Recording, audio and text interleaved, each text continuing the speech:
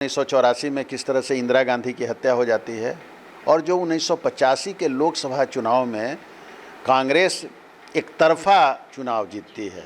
Bharatiya Janata party के launch होने के बाद 1985 के लोकसभा चुनाव में बीजेपी की स्थिति बहुत ही खराब हो जाती है और ऐसा लगता है कि बीजेपी पार्टी अब समाप्त होने के कगार पर आ गई है। राम मंदिर का मुद्दा उछालकर आडवाणी ने उस बिखरते हिंदू समाज को एकजुट करने का भी प्रयास किया और एकजुट हुआ भी। लाल कृष्ण आडवाणी जो भारतीय जनता पार्टी के स्टालवार्ट थे, वो घोषणा कर देते हैं कि बिहार में एनडीए की सरकार अगर बनेगी तो उसके चेहरा नीतीश कुमार होंगे, कि जॉर्ज फर्नांडिस भी नहीं चाहते थे कि नीतीश कुमार मुख्यमंत्री के उम्मीदवार हों।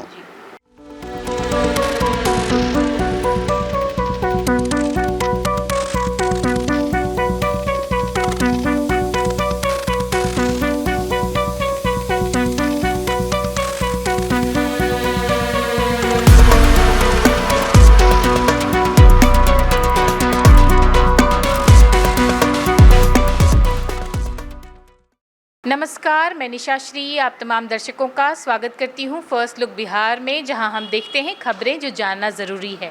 बिहार की राज्य की जो राजनीतिक समझदारी है और पार्टियों के प्रति जो समझदारी है उसको बढ़ाने के लिए जो हम ये कार्यक्रम चला रहे हैं, जिसमें कि हम बिहार की जो प्रमुख पार्टियां हैं उसके बारे में चर्चा करते हैं। तो बिहार की प्रमुख पार्टियां में जो दो पार्टियां हैं वो राष्ट्रीय स्तर पर भी जानी जाती हैं, जिसमें है कांग्रेस और भाजपा। तो इसमें भाजपा जो कि अभी सत्ताधारी पार्टी है, प्रधानमंत्री भी भाजपा के तरफ से हैं और इसी का गठबंधन एनडीए जो बिहार में हमारी सरकार है, इसका भी गठबंधन हमारे बिहार की जो अभी सत्ताधारी पार्टी है उसके साथ में है।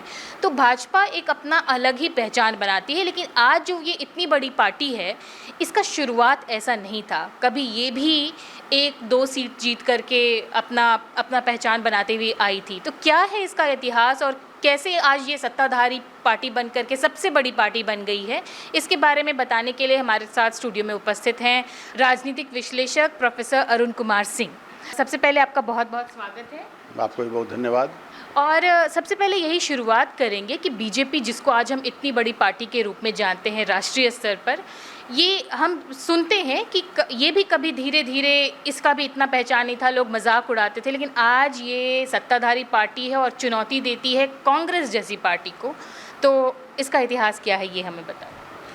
देखिए, ऐसा है कि देश की आज़ादी के बहुत पहले 1925 में राष्ट्रीय स्वयंसेवक संघ, जिसको हम आरएसएस के नाम से भी जानते हैं, एक सामाजिक सांस्कृतिक संगठन के रूप में हिंदुस्तान में आया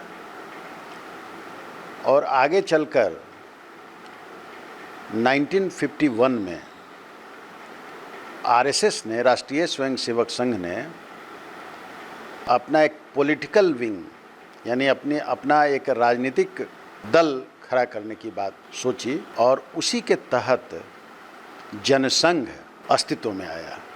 जनसंघ 21 अक्टूबर 1951 को अस्तित्व में आया और दिल्ली के एक छोटे से स्कूल के प्रांगण में उसकी नींव रखी गई और नींव रखने वाले 3 व्यक्ति थे, श्यामा प्रसाद मुखर्जी, दीनदयाल उपाध्याय और बलराज बघेल।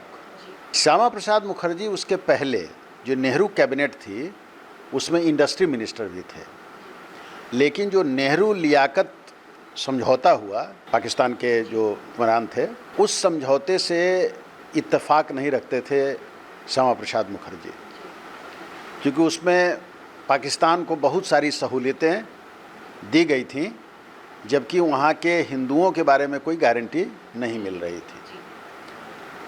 इसी तरह से अन्य भी मुद्दे थे जिससे उनको लगा कि अब हमारे लिए इस सरकार में रहना उचित नहीं होगा और उन्होंने 19 अप्रैल 1950 को श्यामा प्रसाद मुखर्जी ने नेहरू कैबिनेट से इस्तीफ़ा दे दिया और उसके बाद वो सीधे राष्ट्रीय स्वयंसेवक संघ के द्वितीय सरसंघचालक, जिनको लोग प्रेम से गुरु जी कहते थे या गुरु गोलवलकर कहते थे, उनके यहाँ हो गए और उन्होंने उनसे एक नई पार्टी बनाने की बात उनके सामने रखी और उनकी इजाज़त के बाद जनसंघ की नींव पड़ी।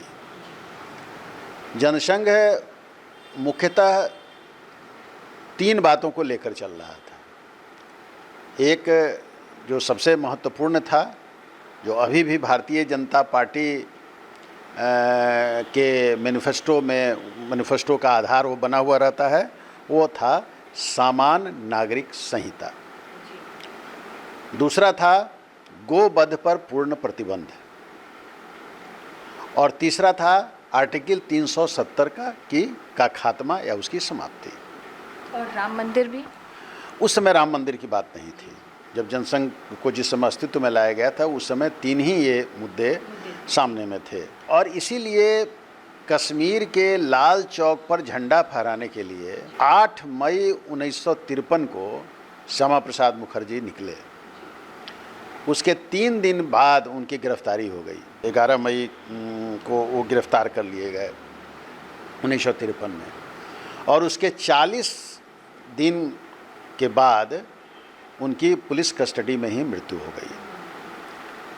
और वहीं से बीजेपी वाले नारा लगाते हैं, जहां बलिदान हुए मुखर्जी वो कश्मीर हमारा है। निश्चित रूप से जो लाल चौक पर झंडा फहराने का उनका था और वो नहीं पूरा हो सका, तो ये वो नारा जनसंघ का भी नारा बना और बाद में चल के भारतीय जनता पार्टी का भी नारा बना। इनकी मृत्यु भी, जो 3 फाउंडर थे उसमें इनकी मृत्यु भी मिस्टीरियस ढंग से हो गई। दीनदयाल उपाध्याय की भी आगे चल के उनकी भी बनारस और मुगल सराय के बीच में कहीं उनकी हत्या हुई, और उसकी सीबीआई को जांच भी दी गई, लेकिन कोई फलाफल नहीं निकला। तो इस तरह से जनसंघ के 3 में से 2 लोगों की जो मृत्यु हुई है वो बहुत ही मिस्टीरियस, जो एक संदेहास्पद स्थिति में उनकी मौत हुई है, जिसका खुलासा न तो सीबीआई कर पाई और न तो पुलिस कर पाई। आज तक वो जो है सो उसी तरह से चल रहा है। तो इस तरह से, और बलराज मधोक काफ़ी लंबे समय तक जीवित रहे, हालांकि वो बाद में चल के उनको पार्टी से बाहर भी किया गया कुछ कारण से। जब पार्टी से उनकी सहमति नहीं बनी तो पार्टी से बाहर भी निकला गया, और वो करीब 90 वर्ष की उम्र में हाल के दिनों में उनका देहांत हुआ। तो इस तरह से जनसंघ के रूप में, और जनसंघ ने भगवा अपना जो ये था वो झंडा बनाया, और दीपक छाप जो उनके झंडे के बीच में था, उस दीपक को उन्होंने अपना चुनाव चिन्ह। इस तरह से एक लंबी कहानी है, इसमें और कहानी अभी जोड़ी जा सकती है, लेकिन चूंकि इसमें एक समय का हम लोगों का अभाव है, हमको भारतीय जनता पार्टी की बात करनी है, इसलिए इतिहास में जाकर हम लोग थोड़ा जनसंघ की बात भी हम लोगों ने कर ली है। अब ये जनसंघ जो है, ये उतार चढ़ाव की स्थिति इसकी बनी रही। जैसे जो पहला चुनाव जो हुआ लोकसभा का, उसमें सिर्फ 3 ही लोग जनसंघ के जीत के आए, जिसमें 2 बंगाल के थे और 1 राजस्थान के थे। तो इस तरह से बहुत कम संख्या जनसंघ की रही आगे आने वाले दिनों में भी। लेकिन सबसे अच्छी स्थिति में जनसंघ आया 1967 में, जबकि उसको 1967 में उसकी संख्या बढ़ के 35 सीट पर वो आ गई 1967 में, और उस समय बलराज मधोक ही उसके अध्यक्ष थे।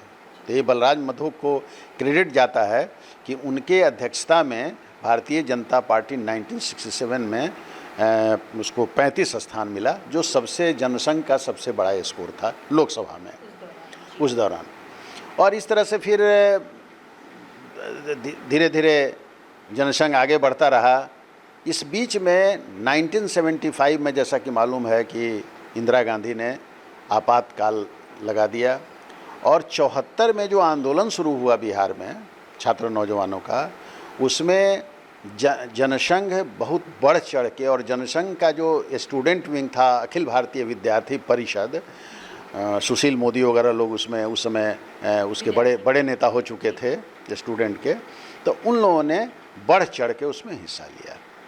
और इसीलिए जब इमरजेंसी 1977 में इंदिरा गांधी ने इमरजेंसी वापस ले लिया, समाप्त कर दिया, और जब चुनाव की घोषणा हो गई, तो जयप्रकाश नारायण के नेतृत्व में जनता पार्टी बनाने की बात हुई। और जयप्रकाश नारायण ने कहा कि भाई, आप अपने आइडियोलॉजी को पीछे रखकर आप लोग जो है सो जब तक एक पार्टी में नहीं आइएगा, तब तक इंदिरा गांधी को हराना संभव नहीं होगा।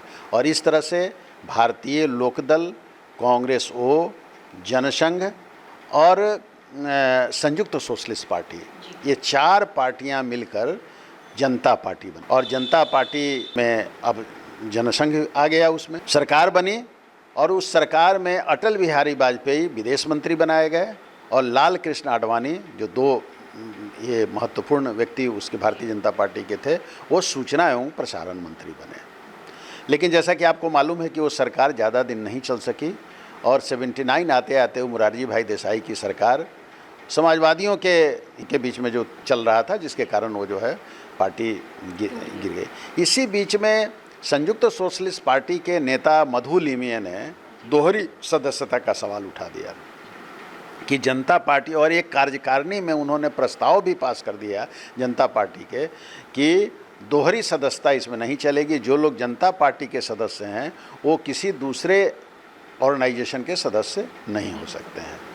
इसी आधार पर इन लोगों को लग गया कि अब हम लोग इनके साथ नहीं रह सकते हैं, तो 1980 में भारतीय जनता पार्टी बीजेपी, जिसको हम लोग कहते हैं, उस नाम से एक पार्टी का गठन हुआ 6 अप्रैल 1980 को। महत्वपूर्ण दिन है भारतीय जनता पार्टी के हिसाब से कि 6 अप्रैल 1980 को दिल्ली के फिरोजा कोटला मैदान में एक बड़ी सभा हुई और उसमें भारतीय जनता पार्टी की नींव रखी गई।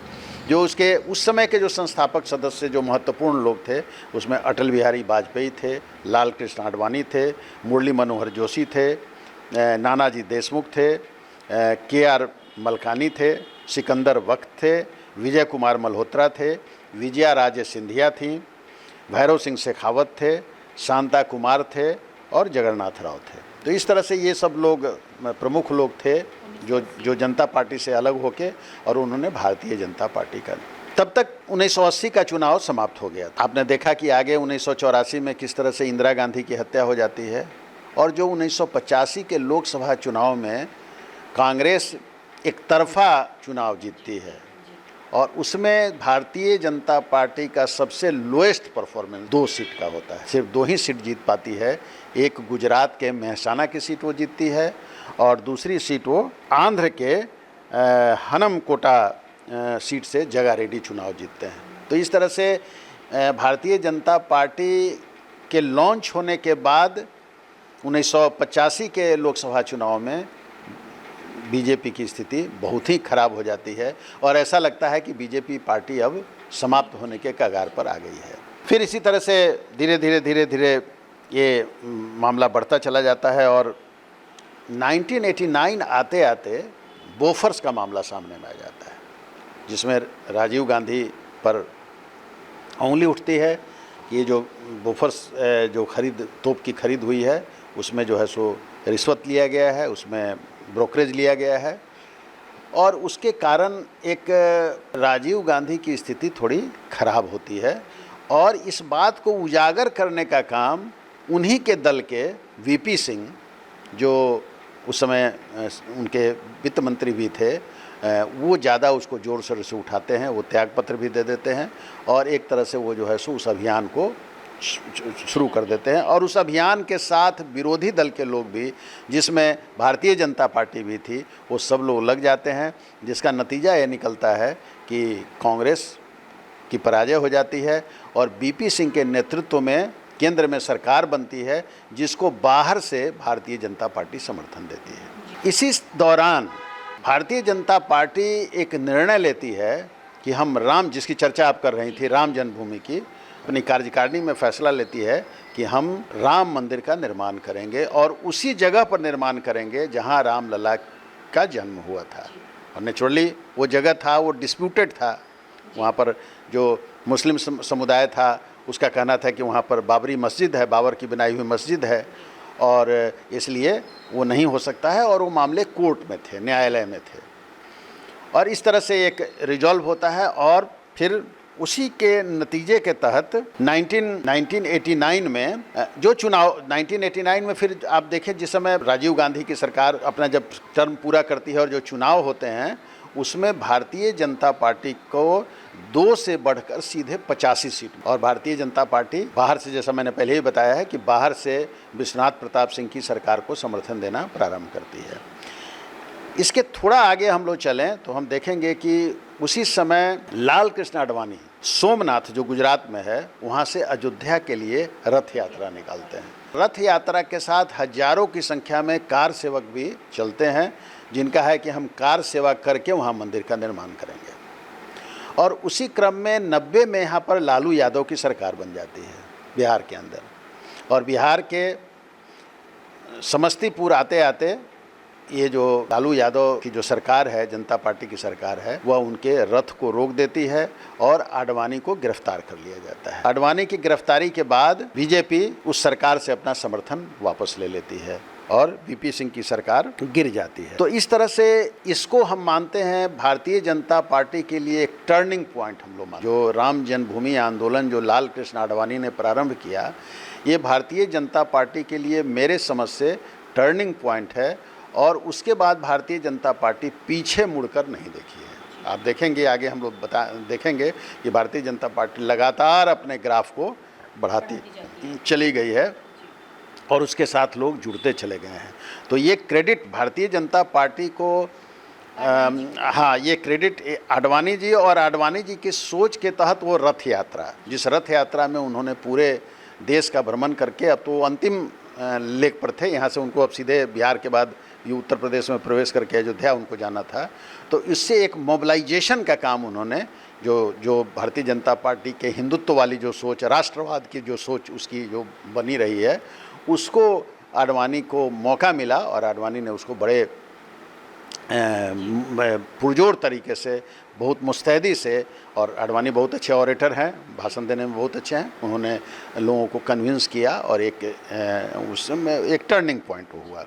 और उस ज़माने का वो सबसे बड़ा सोशल कनेक्ट होगा, क्योंकि उस वक्त में नेता इस तरह से पूरे वर्ल्ड मतलब कि राष्ट्रव्यापी तरीके का इस तरह का कुछ नहीं निकालते थे। वो किसी क्षेत्र विशेष पे होता होगा, तो ये अपने आप में एक अनूठा कदम रहा। हाँ, एक ये भी एक था, और एक जो डिमांड था वो बड़ा एक दूसरे ढंग का सेंटिमेंटल डिमांड हो गया हुआ था कि भाई ये राम का जन्म हुआ है, राम का जन्म हुआ है, राम का, तो उसने पूरे हिंदू समाज को उद्वेलित हुआ। और लोग तो ये कहते हैं कि जो विश्वनाथ प्रताप सिंह ने मंडल कमीशन के रिपोर्ट को लागू किया, जिसमें ओबीसी को रिजर्वेशन की बात कही गई, तो उसका प्रभाव भी कम हुआ इसके कारण, क्योंकि भारतीय जनता पार्टी की ये सोच थी कि reservation, Bharatiya Janata party reservation की विरोधी नहीं थी, वो भी रिजर्वेशन चाहती थी, लेकिन भारतीय जनता पार्टी को लगा कि इस रिजर्वेशन को आधार बनाकर हिंदुओं के बीच में विभाजन करने की साजिश हो रही है।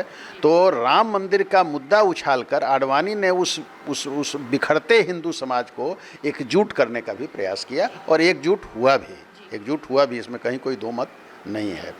तो और इस तरह से फिर और 1990 में एक और महत्वपूर्ण घटना घटी कि असेंबली चुनाव में 3 स्टेट में भारतीय जनता पार्टी अपने से सरकार में आ गई। वो था मध्य प्रदेश, राजस्थान और हिमाचल प्रदेश। राजस्थान में भैरव सिंह शेखावत जो उसके बड़े लीडर थे, वो वहाँ मुख्यमंत्री बने। उसके बाद फिर मध्य प्रदेश में सुंदरलाल पटवा जो उसके बहुत बड़े दिग्गज नेता थे भारतीय जनता पार्टी के, वो मुख्यमंत्री बने।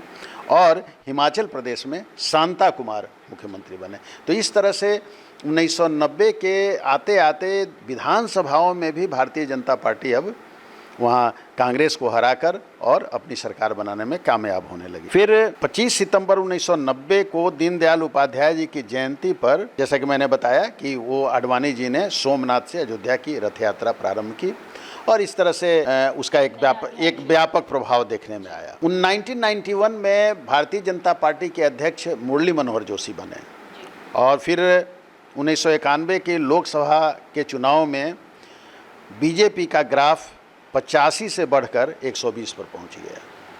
तो इस तरह से हम जल्दी में थोड़ा हम अगर बताएं तो जब बिहार में, क्योंकि कहा जाता है कि एक लंबा गैप हो गया है बिहार में बीजेपी के लिए। एक समय में बिहार के मुख्यमंत्री रहे बीजेपी से, लेकिन उसके बाद बिहार में बीजेपी पूर्ण रूप से, मतलब एक गठबंधन से वापसी करना वो अलग चीज़ है, लेकिन अपने बदौलत वो वापसी नहीं कर पाई है बिहार में। इसके बारे में आप थोड़ा प्रकाश डालें। उस पर मैं आ रहा हूँ। मैं अभी ये बताना चाह रहा हूँ, चूँकि हम लोग किसी राष्ट्रीय पार्टी की अभी चर्चा कर रहे हैं, तो राष्ट्रीय पार्टी की चर्चा जब करेंगे तो राष्ट्रीय फलक पर उसके परफॉर्मेंस को हमको देखना होगा। और उसमें हम आपको ये बताना चाह रहे हैं, या दर्शकों को ये बताना चाह रहे हैं कि धीरे धीरे किस तरह से भारतीय जनता पार्टी धीरे धीरे आगे बढ़ती गई है। 1984 में, जैसा कि मैंने बताया था कि 1984 में लोकसभा के चुनाव में सिर्फ 2 स्थान पर उसकी विजय हुई। 1989 में वो संख्या बढ़ के 85 हो गई। 1991 में वो संख्या बढ़ के 120 हो गई। फिर 1996 में वो संख्या बढ़ के 161 हो गई। 1998 में वो संख्या बढ़ के 182 हो गई। 1999 में भी 182 ही रही और 2004 में फिर थोड़ा उसका कम हुआ और वो 138 सीट पर आ गई। 2009 में फिर थोड़ा और उससे कम हुआ और 116 सीट पर आ गई।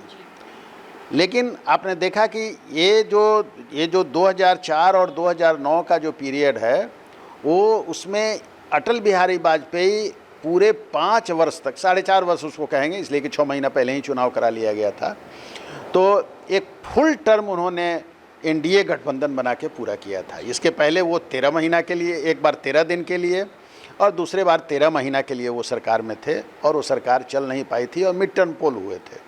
लेकिन भारतीय जनता पार्टी ने अपने ग्राफ को लगातार बढ़ाया था और 1999 में उसका ग्राफ इतना बढ़ गया कि उसने 22 दलों को मिलाकर, ये बहुत बड़ी बात है कि 22 दलों को मिला के अटल बिहारी वाजपेयी ने एक मिलीजुली सरकार को पूरे अवधि तक उसको चलाया और पूरे अवधि तक चलने वाली वो सरकार बन गई। लेकिन जो अटल बिहारी वाजपेयी के जो सलाहकार थे उन लोगों का एक अंदाज़ा था कि अभी इंडिया साइनिंग का नारा एक उन्होंने दिया था। जिस तरह कभी इंदिरा गांधी ने गरीबी हटाओ का नारा देके चुनाव जीता था, तो इंडिया साइनिंग का नारा उन्होंने दिया और प्रमोद महाजन उसकी अग्रणी भूमिका में थे, बहुत क्लोज थे, अब तो नहीं रहे, स्वर्गीय हैं वो। और इन लोगों को लगा कि नहीं साहब, और उसमें कुछ जो इनके छोटे छोटे जो दल थे जो एनडीए में शामिल हुए थे उन लोगों ने भी इनको छोड़ा, इनसे अलग होने लगे और उसका नतीजा निकला कि वो जो 6 महीना पहले जो चुनाव कराया गया उससे कोई फल नहीं निकला और भारतीय जनता पार्टी सत्ता से हट गई और कांग्रेस ने फिर एक यूपीए बना के, यूनाइटेड प्रोग्रेसिव अलायंस बना के और 10 साल चलाई, जिसमें कि सोनिया गांधी प्रधानमंत्री नहीं बने, उन्होंने मनमोहन सिंह जी को प्रधानमंत्री बनाया। तो इस तरह से हुआ। लेकिन 2014 में फिर 2013 के ही गोवा के सम्मेलन में मोदी का नाम एक इलेक्शन नहीं, प्रधानमंत्री के रूप में घोषित नहीं हुआ, चुनाव अभियान समिति के अध्यक्ष के रूप में मोदी को प्रोजेक्ट किया गया। जैसा कि आपको मालूम है कि मोदी उसके बहुत पहले से ही गुजरात के मुख्यमंत्री हो गए थे और गुजरात में उन्होंने काफ़ी भारतीय जनता पार्टी को मजबूत किया था और हिंदुत्व और राष्ट्रवाद की बात वो करते थे और उनको एक तरह से माना जाता था कि वो जो है सो हिंदुत्व के, भारतीय जनता पार्टी के हिंदुत्व के चेहरा हैं। उन ऑरेटर भी थे, अच्छे बोलने वाले थे, तो उनका नाम आगे किया गया। हालांकि ऐसा कहा जाता है कि लाल कृष्ण आडवाणी और उनके ग्रुप के जो लोग थे, सुषमा स्वराज वगैरह, उन लोगों ने विरोध किया। लेकिन उस समय राजनाथ सिंह जी पार्टी के अध्यक्ष थे और राजनाथ सिंह पूरी मजबूती के साथ मोदी के साथ खड़े रहे और उनको अभियान समिति का अध्यक्ष बनाया गया। और उसी समय अब हम 14 की बात अगर हम करें तो 2014 में भारतीय जनता पार्टी को, चूँकि एक लंबे समय से मिलीजुली सरकार चल रही थी, वो चाहे कांग्रेस के नेतृत्व में चले या भारतीय जनता पार्टी के में चले, ये पहली दफ़े बहुत वर्षों के बाद हुआ जबकि इसको full majority Bharatiya Janata party को अपने से मिला। इसको सीट, इसका जो हो गया 2014 में 282 सीट भारतीय जनता पार्टी को अकेले आया, जो कि बहुमत से काफ़ी ज़्यादा था। तो इस तरह से, लेकिन उसके बावजूद भी मिलीजुली सरकार ही रही, एनडीए की सरकार ही रही। आपने देखा कि 2019 में और भी ज़्यादा स्थिति अच्छी हो गई और 2019 में बीजेपी को अकेले 303 सीट मिला। अभी 2024 में सीटों की संख्या घटी है और 2024 में कतिपय कारणों से, जो हमारा विषय अभी नहीं है, 240 सीट भारतीय जनता पार्टी को अकेले आई है और एक एनडीए की सरकार जो चल रही थी वो एनडीए की सरकार फिर आज भी वो चल रही है। अब हम थोड़ा बिहार पर लौटना चाहते हैं। बिहार में इस बीच में जैसा कि आपने देखा कि 1990 में लालू यादव ने जब की सरकार बनी और उन्होंने रथ यात्रा को रोका, तो एक तरह से लालू यादव भारतीय जनता पार्टी के विरोधियों के हीरो होकर निकले और ख़ास करके जो मुस्लिम समाज था, मुस्लिम समुदाय था, उसकी आस्था बढ़ गई। चूँकि 1989 में जो भागलपुर में दंगा हुआ था, उसके चलते मुस्लिम समाज कांग्रेस से नाराज़ चल रही थी। तो मुस्लिम समाज को लगा कि बिहार में उसको लालू यादव के रूप में एक मसीहा मिल गया हुआ है, और मुसलमान लोग उनके साथ लग गए। और इस तरह से एक जो ऐसा लगा कि लालू जी का वो वानी जी के रथ रोकने की बात भी आती है लालू जी के प्रसंग में कि लालू जी ने रोका था। हाँ बिल्कुल, यही तो मैं कह रहा हूँ कि लालू जी ने जो रथ रोका, उसका प्रभाव मैं बता रहा हूँ कि उसका प्रभाव मुसलमान समाज पर पड़ा कि भाई उन लोगों ने समझा कि साहब ये हमारे मसीहा है। कांग्रेस तो हमको 1989 में भागलपुर दंगे में चूँकि मुस्लिम समाज को ज़्यादा परेशानी हुई थी, तो ज़्यादा नुकसान सहना पड़ा था, इसलिए वो लोग कांग्रेस से नाराज़ चल रहे थे। तो उनको एक व्यक्ति ऐसा मिल गया जहाँ की जिस पर कि वो विश्वास कर सकते थे। तो जैसा कि 1995 में जो चुनाव हुआ, उसमें भी फिर लालू जी को बहुमत मिलना ही था, मिला। उस समय तो जो अन्य पिछड़ी जातियाँ थीं वो भी लालू जी के साथ थी। लेकिन धीरे धीरे जैसा कि मैंने पहले भी बताया है कि नीतीश कुमार जो बहुत ही लालू यादव को 1980 में बनाने में अग्रणी भूमिका में थे, वही 1-2 साल के बाद धीरे धीरे क्षुब्ध होने लगे। और मैंने पहले भी बताया है कि 1994 में जॉर्ज फर्नांडिस के नेतृत्व में समता पार्टी का गठन हुआ, जिसमें सबसे ज़्यादा महत्वपूर्ण भूमिका में नीतीश कुमार आ गए। और इस तरह से समता पार्टी अब धीरे धीरे भारतीय जनता पार्टी के नज़दीक जाने लगी। भारतीय जनता पार्टी के धीरे धीरे वो नज़दीक जाने लगी। लालू से उन लोगों का विरोध शुरू हो गया। इसी बीच में जैसा कि मालूम है कि चारा घोटाला का मामला सामने में आ गया, और चारा घोटाले में अब लालू यादव पर दबाव बढ़ने लगा। तो और लालू यादव को जब जेल जाने की बात आ गई, तो उन्होंने राबड़ी देवी को पार्टी उन्होंने, जैसा मैंने कल इस बात को जब हम चर्चा कर रहे थे राजद की, तो बताया था कि 1997 में लालू जी ने राष्ट्रीय जनता दल बना लिया, और राष्ट्रीय जनता दल की सरकार यहाँ पर कायम हो गई कंटिन्यूएशन में। 2000 में जाते जाते स्थिति खराब हुई, और अब अकेले राष्ट्रीय जनता दल सरकार बनाने की स्थिति में नहीं रहा। हालांकि कांग्रेस 2000 में अलग अलग चुनाव लड़ी थी, लेकिन फिर भी वो साथ मिलकर सरकार बना लेते हैं 2000 में भी। इसी बीच में 2000 के चुनाव के पहले ही लाल कृष्ण आडवाणी, जो भारतीय जनता पार्टी के स्टालवार्ट थे, वो घोषणा कर देते हैं कि बिहार में एनडीए की सरकार अगर बनेगी तो उसके चेहरा नीतीश कुमार होंगे। और इस तरह से जो आप अभी जिस बात को आप उठा रही थी कि भारतीय जनता पार्टी बिहार में इतना लंबे समय के बाद भी अपना मुख्यमंत्री क्यों नहीं बना पाई, तो ये तो भारतीय जनता पार्टी के जो शीर्षस्थ नेता थे, उनको स्वयं लगा होगा कि हम वहाँ पर हमारी जो पार्टी है उसके अंदर कोई ऐसा चेहरा नहीं है जो एक मास लीडर के रूप में बिहार को आगे बढ़ा सके। तो उनको लगा होगा कि नहीं, नीतीश कुमार में वो देखे होंगे। हालांकि मैंने इस बात को जब जदयू की बात कर रहा था, तो इस पहले भी मैं बता चुका हूं कि नीतीश कुमार का उनके दल में ही भारी विरोध था। बल्कि कहा तो यहाँ तक जाता है कि जॉर्ज फर्नांडिस भी नहीं चाहते थे कि नीतीश कुमार मुख्यमंत्री के उम्मीदवार हों, लेकिन वहाँ बीजेपी का सपोर्ट। लेकिन चूँकि बीजेपी ने ही कह दिया, और बीजेपी सशक्त पार्टी थी, बड़ी पार्टी थी, तो नेचुरली अब दूसरा उपाय नहीं था। तो इस तरह से स्थिति अब बदलनी शुरू हो गई। नीतीश कुमार सामने में आ गए, और नीतीश कुमार जो है सो लीड करने लगे एनडीए को यहाँ पर। और 2005 आते आते स्थिति बिल्कुल बदल गई, और 2005 के फरवरी में एनडीए बहुत बढ़त लेके आगे बढ़ी। हालांकि उसको बहुमत नहीं मिला, तो किसी दल को बहुमत नहीं मिलने के कारण एक बार फिर से 6 महीने के बाद चुनाव हुआ, और जो 2005 के अक्टूबर-नवंबर में चुनाव हुए उसमें एनडीए को बहुमत मिल गया। और एनडीए में जैसा पहले से घोषित था, मुख्यमंत्री नीतीश कुमार हुए, और सुशील कुमार मोदी जो भारतीय जनता पार्टी के यहाँ सबसे वरिष्ठतम नेता थे, वो उप मुख्यमंत्री बने। हालांकि यहाँ भारतीय जनता पार्टी के अंदर कैलाशपति मिश्र को, इसको भीष्म पितामह कहा जाता है। कैलाशपति मिश्र राष्ट्रीय स्वयंसेवक संघ के भी स्वयंसेवक रहे, और बाद में भारतीय जनता पार्टी के वो बिहार के अध्यक्ष भी रहे। उनकी बड़ी प्रतिष्ठा थी भारतीय जनता पार्टी के अंदर, तो उनको कहा जाता था भीष्म पितामह भारतीय जनता पार्टी का। और कहा जाता है कि यहाँ के जितने जो उस समय के नेता हैं, वो सुशील मोदी हों या मुजफ्फरपुर वगैरह में जो सुरेश शर्मा जी वगैरह हैं, वो सब लोगों को कहा जाता है कि सब लोगों का उनसे बहुत अच्छा संबंध था और एक तरह से ग्रूम करने का काम जिसको होता है उसको उन्होंने किया था। तो सुशील मोदी डिप्टी सीएम हुए और सुशील मोदी और नीतीश कुमार की जोड़ी बहुत हिट कर गई बिहार में, क्योंकि सुशील मोदी भारतीय जनता पार्टी प्रारंभ में दरअसल ये वैश्यों की पार्टी थी और ये शहरी पार्टी थी, लेकिन और ये भी जो वैश्य समुदाय से ही आते थे सुशील मोदी, तो वैश्य समुदाय में उनका काफ़ी व्यापक प्रभाव भी था।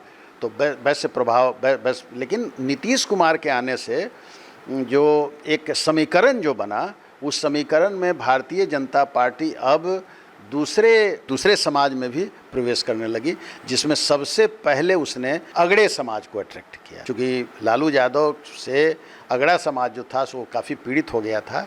और धीरे धीरे 15 वर्षों में अब एक नया समाज जो अति पिछड़ा समाज था, जो यादव जो यहाँ ओबीसी में एक बड़ी जातियाँ हैं ओबीसी में, जिसमें कि कुशवाहा है, जिसमें कुर्मी है और जिसमें यादव हैं। तो इनसे इतर जो बहुत बड़ी संख्या थी अति पिछड़ों की, वो नीतीश कुमार के नज़दीक आने लगती है धीरे धीरे, चूँकि यादवों का जो एक दबाव जो गांव-गांव में जो था, उससे वो थोड़ा पीड़ित होते हैं और इस तरह से अगड़े भी अगड़े भारतीय जनता पार्टी के साथ जुड़ते हैं और नीतीश कुमार के साथ अति पिछड़े महादलित ये भी जुड़ते जाते हैं और भारतीय जनता पार्टी का भी आधार बड़ा होने लगता है बिहार के अंदर। लेकिन उस आधार के बावजूद भी यहाँ जेडीयू ज़्यादा सीटों पर चुनाव लड़ती है, भारतीय जनता पार्टी कम सीटों पर चुनाव लड़ती है और इस तरह से एक सिलसिला ये चलता हुआ नज़र आता है। लेकिन इसी बीच में जैसा मैंने बताया कि 2013 में जैसे ही घोषणा होती है मोदी जी की कि वो चुनाव अभियान समिति के भारतीय जनता पार्टी के अध्यक्ष होंगे, तो नीतीश कुमार एनडीए से अलग हो जाते हैं। लेकिन उस समय नीतीश कुमार किसी के साथ मिलते नहीं हैं, वो वामपंथी दलों वगैरह के सहयोग से उनकी सरकार चलती रहती है। और 2014 के लोकसभा चुनाव में जेडीयू अलग चुनाव लड़ती है, भारतीय जनता पार्टी अलग चुनाव लड़ती है और आरजेडी अलग चुनाव लड़ती है और उसमें जेडीयू को सिर्फ 2 सीटें पाता है। तो नीतीश कुमार को इससे काफ़ी धक्का लगता है और नीतीश कुमार अपना मुख्यमंत्री का पद छोड़कर जीतन राम मांझी जी को मुख्यमंत्री बनाते हैं। तो भारतीय जनता पार्टी फिर बाद में चल के 2015 में वो डिसाइड करते हैं, जेडीयू डिसाइड करता है कि हम अब राजद के साथ जाएंगे। तो नेचुरली भारतीय जनता पार्टी का ग्राफ 2015 के चुनाव में एक बैग नीचे चला आता है और फिर 2019 में जब चुनाव होता है तो भारतीय जनता पार्टी और जेडीयू साथ हो जाती है। तो 2019 के चुनाव में ये लगभग सफाया कर 2020 के चुनाव में फिर ये लोग साथ मिलकर चुनाव लड़ते हैं और भारतीय जनता पार्टी को उसमें काफ़ी अच्छा स्थान प्राप्त होता है, हालांकि जेडीयू का स्थान कमता है। तो इस तरह से हम लोग एक सरसरी निगाह जल्दी हम लोग देख लेंगे कि भारतीय जनता पार्टी की बिहार में क्या और तब हम लोग वार्ता को कंक्लूड करना चाहेंगे। तो अगर विधानसभा की बात लें तो 1980 में जब संयुक्त बिहार था, उस समय 246 सीटों पर भारतीय जनता पार्टी चुनाव लड़ी थी, 21 सीट पर जीती थी और इसका वोट परसेंटेज था 8.41%। 1985 में 234 सीटों पर ये चुनाव लड़ी थी संयुक्त बिहार में, 16 सीट इसको आया था और इसका वोट परसेंट था 7.54%। 1990 में ये 237 सीटों पर चुनाव लड़ी थी, 39 पर ये विजयी हुई थी और इसका वोट परसेंटेज था 11.61%। 1995 में ये सब संयुक्त बिहार है, उस समय झारखंड भी साथ था, 315 सीटों पर चुनाव लड़ी, 41 सीट उसको आया और वोट परसेंटेज इसका था 12.96%। 2000 में 168 सीट पर चुनाव लड़ी, इसको 67 सीटों पर जीत मिली और इसका वोट परसेंटेज था 14.64%। 2000 के फरवरी के चुनाव में 183 सीटों पर चुनाव लड़ी, 37 सीटों पर विजय हुई और इसका वोट परसेंटेज था 10.97%। फिर अक्टूबर नवंबर के चुनाव में 2005 में ही 102 सीटों पर लड़ी, 55 सीटों पर ये विजय हासिल की और इसका वोट परसेंटेज था 15.65%। 2010 में ये 101 सीटों पर चुनाव लड़ी और 91 सीट चुनाव जीती और इसका वोट परसेंटेज था 16.49%। फिर 2015 में जब ये जदयू से अलग हो गई तब ये 157 सीट पर चुनाव लड़ी, 53 सीट पर चुनाव जीती और इसका वोट परसेंटेज था 24.42%। 2020 में 110 सीट पर चुनाव लड़ी, 74 सीट इसने जीता और इसका वोट परसेंटेज था 19.46%। लोकसभा की अगर स्थिति हम लोग देखें तो 1984 में ये संयुक्त बिहार में 32 सीटों पर ये चुनाव लड़ी और इसको कोई सीट बिहार में नहीं मिला था और इसका वोट परसेंटेज था 6.92%। 1989 में ये 24 पर चुनाव लड़ी, इसको 8 सीट मिला और इसका वोट परसेंटेज था 11.72%। 1991 में ये 51 सीट पर चुनाव लड़ी, 5 सीट इसको मिला और इसका वोट परसेंटेज था 15.95%। 1996 में ये 32 सीट पर चुनाव लड़ी, इसको 18 सीट पर जीत हुई और इसका वोट परसेंटेज था 20.54%। 1998 में ये 32 सीटों पर चुनाव लड़ी, 20 सीट पर इसको जीत मिली और इसका वोट परसेंटेज था 24.03%। 1999 में ये 29 सीट पर चुनाव लड़ी, 23 सीट पर चुनाव जीती और इसका वोट परसेंटेज था 23.01%। 2004 में ये 16 सीटों पर चुनाव लड़ी और 5 पर इसको विजय मिली और इसका वोट परसेंटेज था 14.57%। 2009 में ये 15 सीटों पर चुनाव लड़ी और 12 सीट पर विजयी हुई और इसका वोट परसेंटेज था 13.93%। 2014 में ये 30 सीटों पर चुनाव लड़ी में विजयी हुई, ये अकेले चुनाव लड़ रही थी भारतीय जनता पार्टी 2014 में, ध्यान रखने की बात है। 30 सीटों पर चुनाव लड़ी, 22 पर चुनाव जीती और इसका वोट परसेंटेज था 29.86%। 2019 में ये 17 सीटों पर चुनाव लड़ी और 17 सीट ये जीती और इसका वोट परसेंटेज था 23.57%। और 2024 में ये फिर 17 सीट पर चुनाव लड़ी, 12 सीट पर चुनाव जीती और इसका वोट परसेंटेज था 20.52%।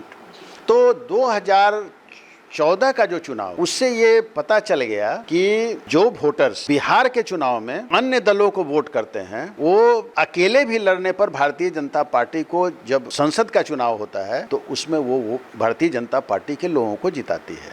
ये बहुत महत्वपूर्ण बात है। भारतीय जनता पार्टी, जो आप सवाल कर रही थी कि भारतीय जनता पार्टी क्यों नहीं मजबूत होती, तो भारतीय जनता पार्टी बिहार में जो 2 क्षेत्रीय दल हैं, राष्ट्रीय जनता दल और जेडीयू, उसमें भारतीय जनता पार्टी को जेडीयू के साथ रहने पर ही सत्ता में, अभी की जो स्थिति है वो सत्ता में रह पाएगी।